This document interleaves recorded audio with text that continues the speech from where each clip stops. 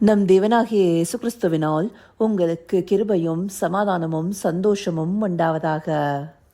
பலிபீடம் என்னும் ஜீவ வார்த்தை குறித்து இன்றைக்கு நாம பார்க்கவிருக்கிற வேத பகுதி ஓசியா 8வது அதிகாரம் வசனம் 11. Hosea chapter 8 verse 11. எப்பிராயிம் பாவம் செய்வதற்கு ஏதுவாய் பலிபீடங்களை பெருக பண்ணினார்கள், ஆதலால் பலிபீடங்களே அவர்கள் பாவம் செய்வதற்கு ஏதுவாகும். கர்த்தர் ஓசியா தீர்க்கதரிசியை கொண்டு எப்பிராயிம் தேசத்தாராகிய இஸ்ரவேல் ஜனங்களுக்கு உரைக்கிற கண்டிதத்தின் வார்த்தைகளாக இது காணப்படுது. இதுல பலிபீடம் பெருகி இருக்கு, அந்த பலிபீடமே அவங்க பாவம் செய்வதற்கு ஏதுவாகும்னு சொல்லப்பட்டிருக்கு. பலிபீடமானது பரிசுத்தப்படுத்துனதான நாம யாத்ராகமம் 29வது அதிகாரம் 37வது வசனத்துல கடந்த நாட்கள்ல பார்த்தோம். பலிபீடமானது மகா பரிசுத்தமா இருக்கும், பலிபீடத்தை தொடுகிறதெல்லாம் மகா பரிசுத்தமாகும் நாங்க சொல்லப்பட்டிருக்கோம். அப்படி இருக்கும்போது அந்த பலிபீடத்தை இங்க பெருக பண்ணி அது பாவத்திற்கு ஏதுவாக நடத்தும்னு தேவன் சொல்வது எதனால? இந்த பலிபீடங்கள் எல்லாமே அந்நிய காரியங்களை சேவிக்கிறதுக்காக கட்டப்பட்டதாக இருக்கு. இஸ்ரவேல் ஜனங்கள் எகிப்து தேசத்திலிருந்து மீட்டு வந்த போதே ஆரோன் மூலமா பொன்கன்று குட்டிய வார்ப்பித்து அதற்கு பலிபீடங்களை கட்டி கர்த்தருக்கு பண்டிகைன்னு கொண்டாடினவங்களா இருக்காங்க. அந்த நாட்கள்ல இருந்து இப்ப அவங்க ராஜ்யங்கள் பிரிக்கப்பட்டு அவங்க தங்கியிருக்கிற ஸ்தலங்கள்லயும் அவங்க செய்யக்கூடிய காரியம் என்னவா இருக்கு? அந்நிய நம்பிக்கைகளை சேவித்து அதற்கு பலிபீடங்களை கட்டி பாலாக்கும் அருவருப்பான காரியங்களை செய்வதாக இருக்கு.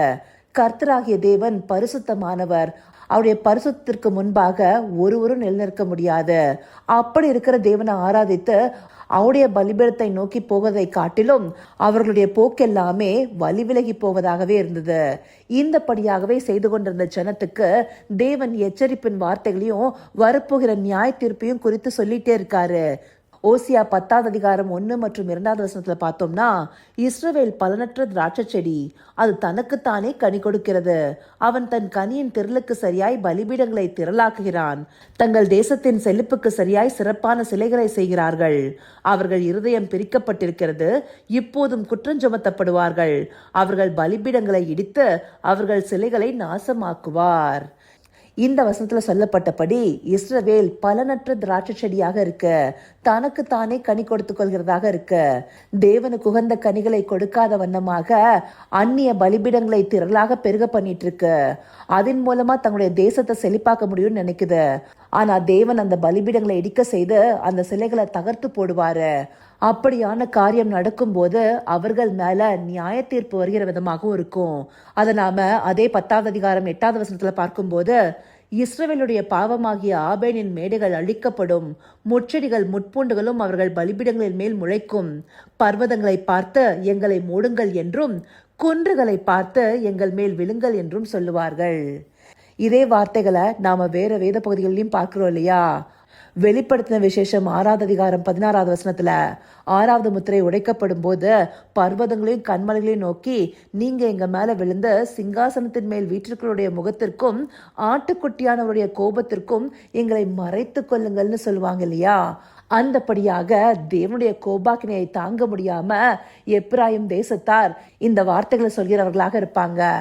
அன்றைக்கு தேவனை விட்டு வழி விலகி தேவனுடைய பலிபீடங்களை தகர்த்து போட்டு அந்நிய பலிபீடங்களை கட்டின ஜனங்களுக்கு இப்படியான நியாய தீர்ப்பு வருங்கிறத ஓசியா தீர்க்கதரிசி சொல்லியிருக்கிறாரு. இதே காரியத்தை இன்றைக்கு எடுத்துக்கொண்டோம்னா நாம என்ன செய்து கொண்டிருக்கிறோம்? நாம நோக்கி பார்க்க வேண்டிய சிலுவை என்னும் பலிபீடத்தை விட்டுட்டு அநேக காரியங்கள்ல வழி விலகி போகிறவர்களாக இருக்கிறோம்.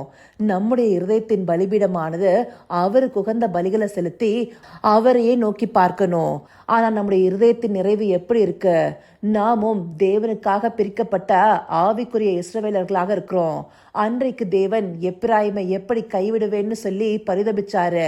அதே போலதான் இன்றைக்கு நம்மையும் தேவன் கைவிட மனதில்லாம இந்த வார்த்தைகளை அனுப்பி நம்முடைய இருதயத்தின் பலிபீடம் எப்படி இருக்குங்கிறத ஆராய்ந்து பார்க்க சொல்றாரு. நாம யாரும் அந்நிய காரியங்களை சேவிக்கிறதுக்கு பலிபீடங்களை கட்டல, அதாவது அந்நிய நம்பிக்கையை பின்பற்றி அதன் பின்னாடி போகல. ஆனா சபையில இருந்து கொண்டே தேவனுக்கு உகந்த காரியங்களை செய்யாம அருவருக்கிற காரியங்களை செய்கிறவர்களாக இருக்கிறோம். தேவனுடைய அன்பை புரிந்து கொள்ளாம அவர் தன்னுடைய ரத்தத்தை சிந்தி நமக்காக சிலுவை என்னும் பலிபீடத்துல தன்னை ஒப்பு கொடுத்து நம்மை மீட்டெடுத்ததின் பலனை அறியாம இருக்கிறோம். நம்முடைய தேவைகளுக்காகவும் ஆசீர்வாதங்களுக்காகவும் மாத்திரம் அவரை நோக்கி பார்க்கிறோம். அதை தாண்டி நம்முடைய இருதயத்தின் நினைவுகள் எல்லாம் இந்த உலகத்தின் இச்சைகளுக்குள்ள மாறுகிறதாக இருக்கு.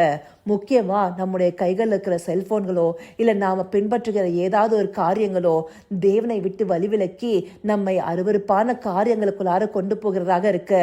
முக்கியமா சோசியல் மீடியா பிளாட்ஃபார்ம் எல்லாமே நமக்கு காண்பிக்கிற விஷயங்கள் எல்லாம் சரியானதாக இருக்கா, இல்ல நம்முடைய ஐக்கியம் தான் எப்படி இருக்கு?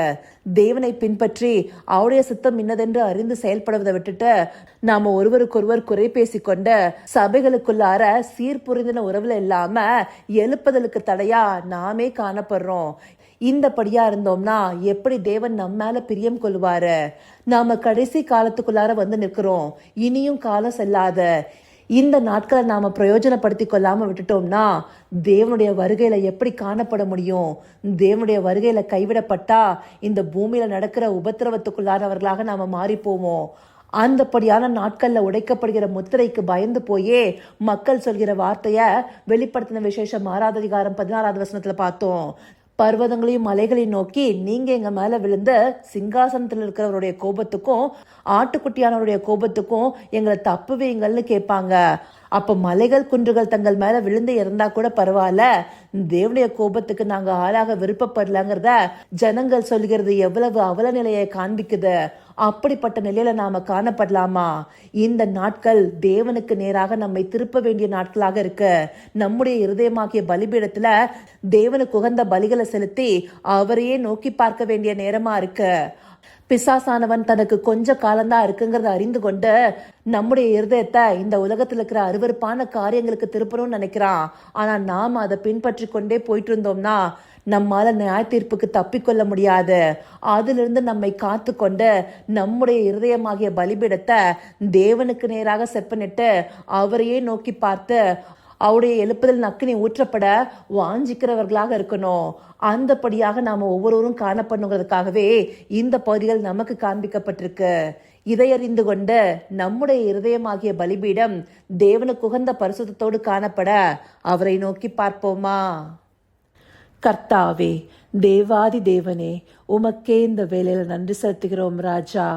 அப்பா, பூர்வ நாட்கள்ல எப்பிராயம் தேசத்தார் அந்நிய காரியங்களுக்கு பலிபீடங்களை பெருக பண்ணி அசுத்தத்திற்கு ஏதுவாக நடந்து கொண்டது போல நாங்க ஒரு நாளும் நடந்து கொள்ளக்கூடாதுங்கிறதுக்காக தேவரீர் இந்த பகுதிகளை காண்பிச்ச தயவிற்காய் நன்றி செலுத்துகிற ராஜா. ஆம் தகப்பனே, எங்களுடைய இருதயமானது உம்மை விட்டு வழி விலகி போய் அந்நிய காரியங்களை பற்றி கொண்டு அந்நிய காரியங்களை துதி செய்கிறதாக பலி செலுத்துகிறதாக இருக்கக்கூடாது தகப்பனே. எல்லா நாட்களிலும் உம்மை நோக்கி பார்த்து உம்முடைய வார்த்தையால் நிறைந்திருக்கணும் தகப்பனே. அந்தபடியாக எங்களுடைய பலிபீடத்தை செப்பனிட்டு உமக்குகந்த பலிகளை செலுத்தி பரிசுத்தமாக்கி கொள்ள தேவரீர் எங்களை வழிநடத்தி அருளுங்க. அப்படியே நீங்க நடத்த போகிற கிருபைக்காய் நன்றி. சகலவித துதி மகிமை கனம் யாவும் ஒருவருக்கே செலுத்துகிறோம். இயேசு கிறிஸ்துவின் மூலமாய் வேண்டிக் கொள்கிறேன் பிதாவே. ஆமேன், ஆமேன்.